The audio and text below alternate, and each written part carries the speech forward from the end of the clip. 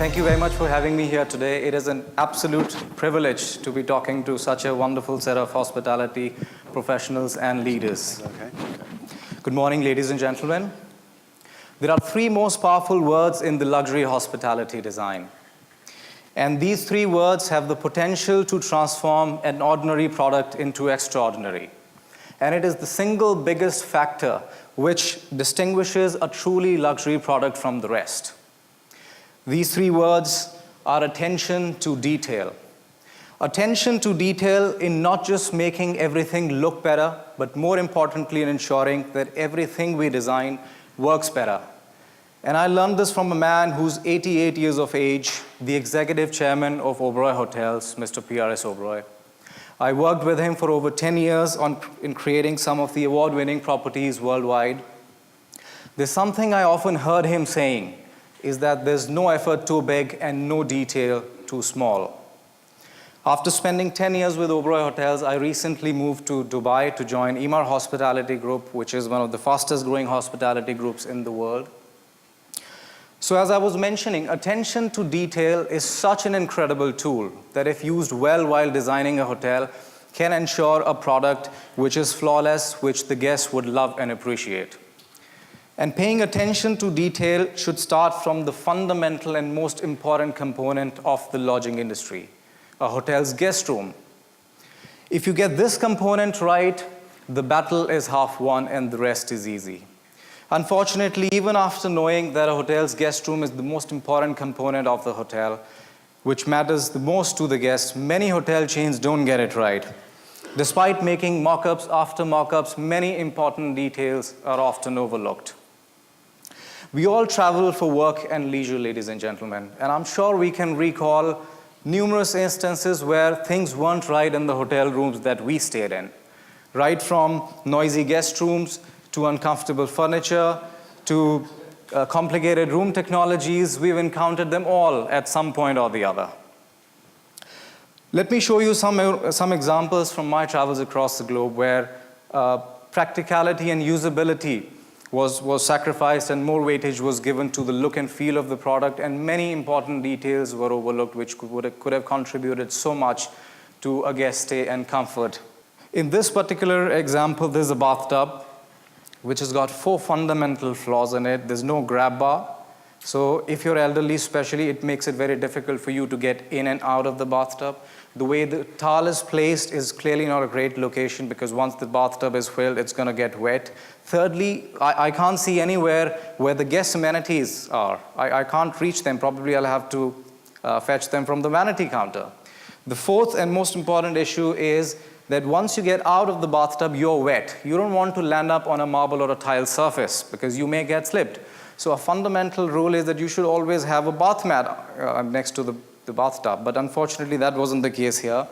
Here is an example where paying attention to details could have really enhanced that entire experience for a guest. This particular bathtub has a grab bar. It has a proper place to put the towel. It has a carry amenity tray to put all the amenities. It has got a bath mat as well, which makes sure that you don't get slipped. In this particular example, this is a hotel in Dubai.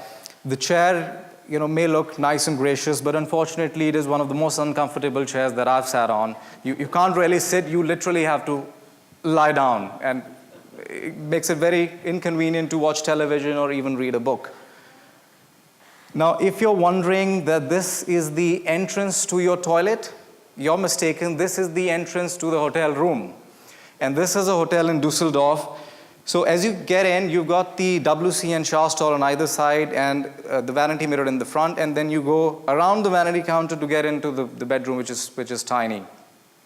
Now, not a very practical design. The designer probably set out to do something really different, but clearly doesn't work. So if you're inviting your guests, you're going to be welcoming them into the toilet, and the mess that you left behind that morning welcomes them.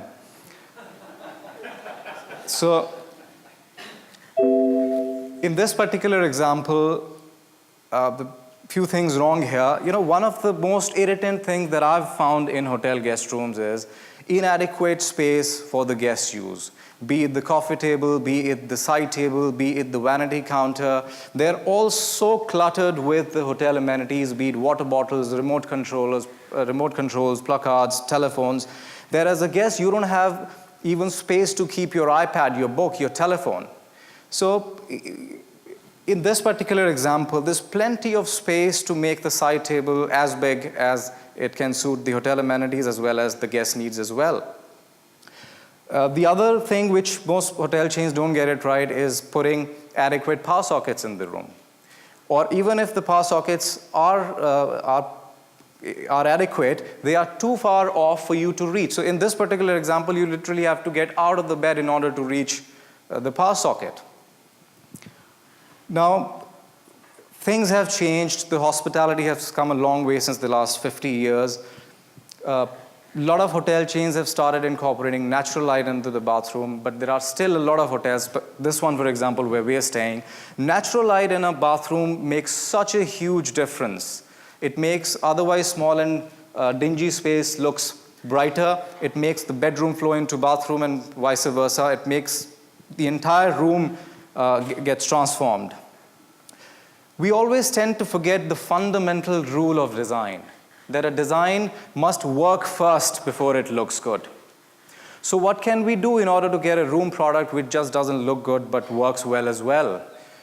My experiences have taught me 3 things which we could do in order to get a room product which the guests would love and appreciate, which just doesn't look good but works well as well. The first thing we could do is don't just build mock-up rooms and have mock-up room inspections, but stay in them. Experience the room as a guest. Sleep in the bed, use the walk-in closet, balcony, writing desk. There are 2 important people who should stay in a mock-up room. One is from the planning side, the other one is from the operations side, ideally the general manager of the hotel. You'd be surprised how they come up with great suggestions to improve the workability and practicality of the room after just spending one night in the room. The second thing to keep in mind is that most great designs are the result of successful collaboration of a designer and design curator. Most times, a creative designer alone cannot give you a right product. You need another person to collaborate with him in order to give you a great product. And this person is a design curator. Many of us are design curators here. We may be VPs, SVPs, managers, but we essentially are design curators. Our job is to exactly know what our guests want and what does it take to convert a good room product into a great room product which actually works. The third and most important thing is to think from the perspective of a guest. And for God's sake, let us just stop designing for ourselves and our clients and start designing for our guests. Now, let me demonstrate this by citing an interesting example. A few years back, me along with a few of my colleagues stayed in an upscale London hotel. The next morning, I asked my colleagues how their stay was, and as many as 3 of them mentioned how creepy they felt by looking at a lady's portrait who was staring straight at them. A lady in our group went to the extent of putting a towel on the portrait to be able to sleep. That's how scared she was. Now, clearly, somebody chose the artwork because he or she liked it without giving much thought whether the guests would like it or not. And I'm not making this up, ladies and gentlemen. This is a true story. So this example clearly cites the need that how important it is to think from the perspective of the guest and think and design for them. Let me now shift the focus of the talk to something more interesting. Let's just see what the future of the luxury hospitality room is likely to be. Luxury hotels have come a long way since the start of the last century. When the Oberoi New Delhi opened in 1965, it was the first luxury hotel in New Delhi to offer, in India rather, to offer 24-hour butler service and in-room dining service. The hotel had 30 square meter room, a 4-fixture bathroom, a well-appointed wardrobe and carpet flooring, all of which was considered luxury in those days. However, since then, the room sizes have become bigger. They're like 50 square meter odd these days. The bathrooms are being designed like mini spas. Carpet flooring has given way to timber flooring. Walk-in closets are being incorporated. instead of wardrobes. The definition of luxury has changed in the last 50 years, and it will continue to evolve in the decades to follow. Let me take you on a journey to what the hotel room of the future looks like. Imagine this, it's 2032, and as I walk into my hotel room in Manhattan, the door automatically unlocks thanks to the face recognition technology. As soon as I get into the room, the lights gradually come on, the curtains retract in order to allow the natural light inside, and thanks to the virtual reality technology, I can set the view for the room. It can be the Caribbean, it can be Lake Loch Ness, or the Himalayas.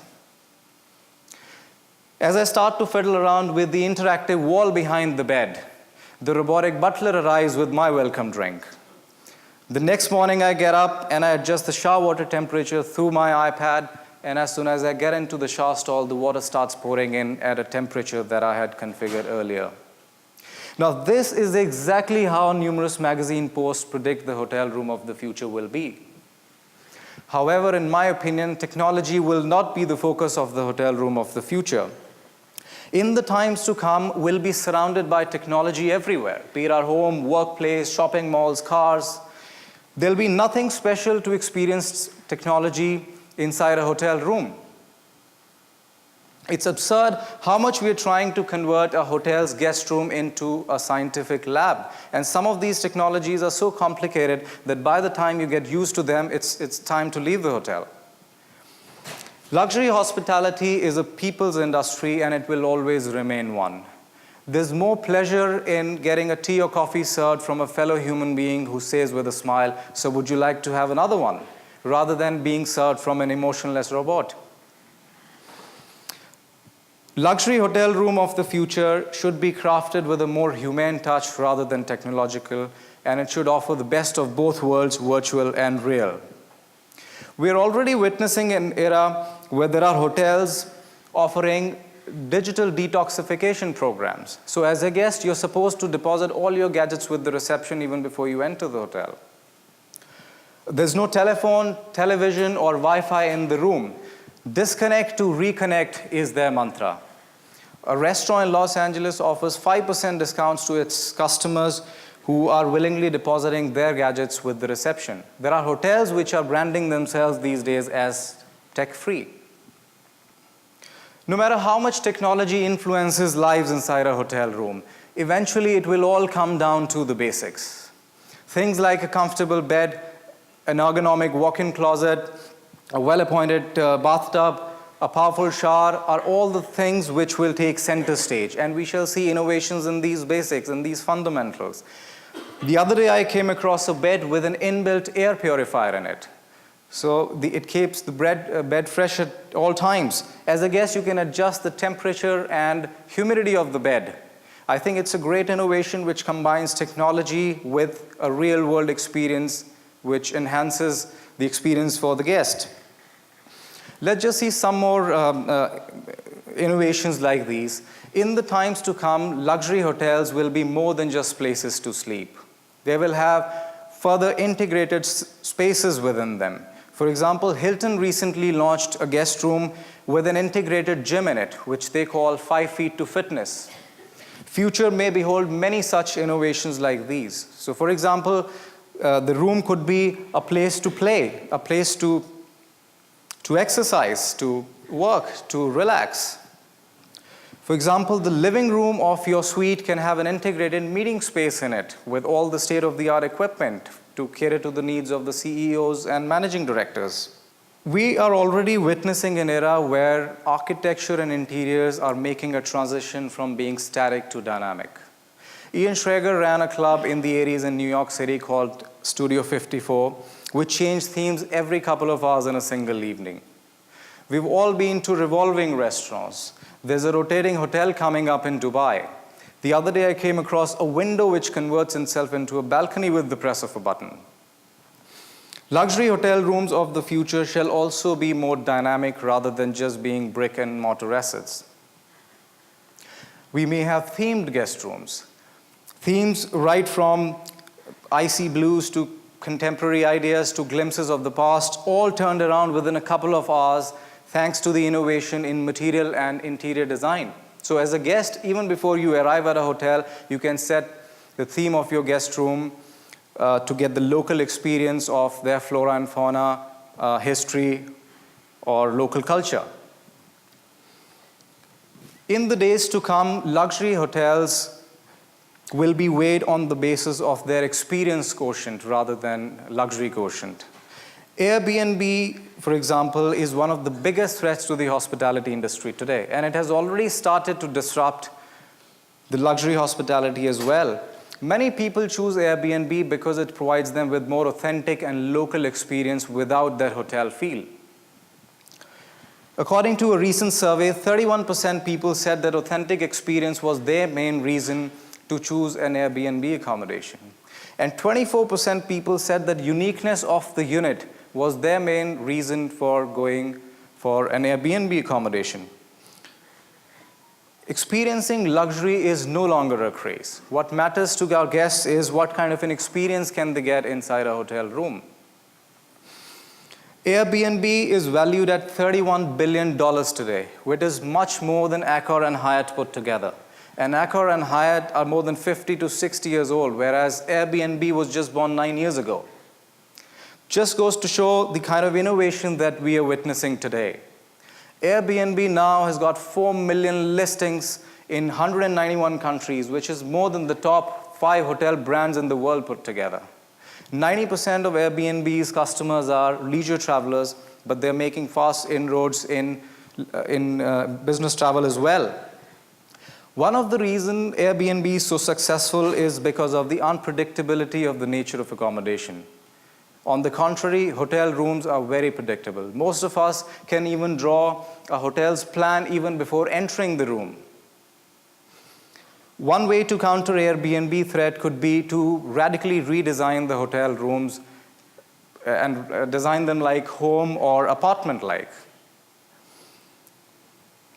Let's just hope that luxury hotels will keep innovating in the times to come to stay relevant, and they will need to bring a paradigm shift in the way a guest room is perceived today to the guest room will be perceived tomorrow. With this, ladies and gentlemen, I thank you very much for your time. Thank you.